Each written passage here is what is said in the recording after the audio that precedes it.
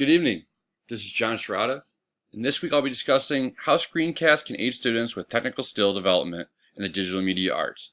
A brief discussion surrounding how to change your classroom by flipping your routine. So what's the big idea and purpose of this discussion?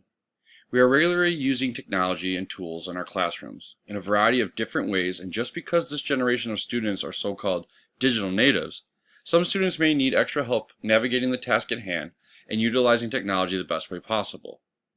Be prepared to repeat this with someone, or maybe have to repeat it a few times. We're building a new foundation for our students by utilizing screencasts. So, like everything, learning has curves to it. So how do I go about doing this?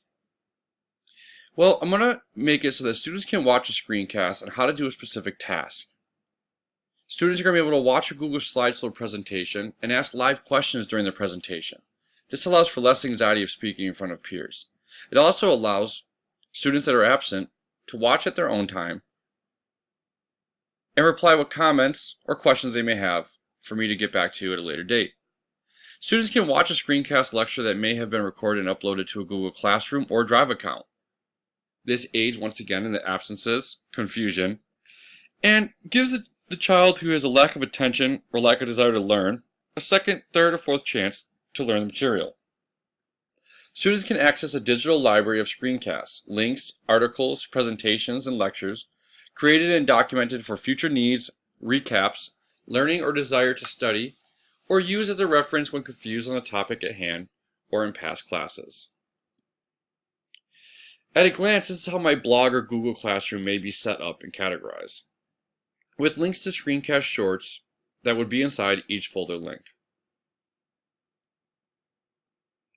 A few main ones would definitely be the foundational tools to the Adobe programs. Another section would possibly be Adobe templates, how to build our free design and commercial design templates and layouts, how to use the measurement tools. And this can go along with printing and how to mount and present your work. Digital design is meant to be printed, created into packaging, and to be used in commercial galleries, stores, and for retail purposes. So we need to know how to do all these proper measurements, these proper builds. And in that way, we kind of tie in PBL with a little bit of mastery. So we have a very big blend going on in the digital media arts. So I want the students to have an ability, if they're not there, if they forgot, or they just don't seem to get it, that they always have a teacher at hand, a tutorial, or maybe just a quick explanation from me in a screencast. A positive outlook on the use of screencasts in the classroom. Like most teachers, when I started the SDSU MAT program, really haven't utilized Flipgrid or screencasts in my classroom. And I met it with a bit of wonder and a bit of frustration. But now, about 9-10 weeks in, I'm ready to use it in full force, and I think it's a great tool that will aid in my classroom. It allows students to take ownership of their own learning. It allows students the opportunity to learn and relearn what is needed to be successful and task-oriented.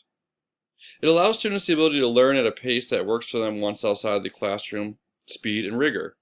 It's allowing students the ability to challenge themselves through a variety of different mediums. Help students combine face-to-face learning with technology backbone.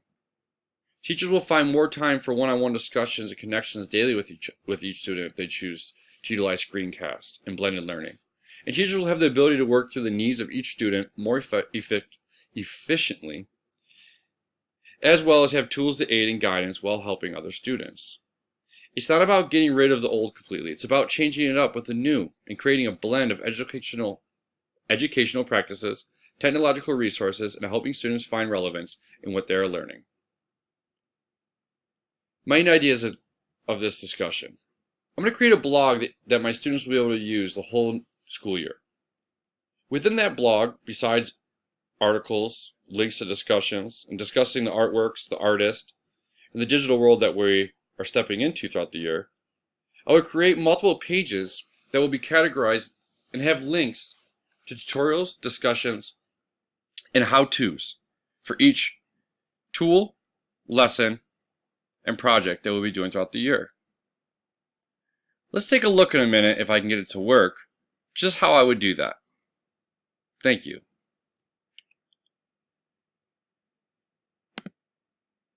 So if I was to ask the students to make this square, I would show them that you would click on the shape tools, highlight the rectangle tool, click on the left side of your keypad or mouse.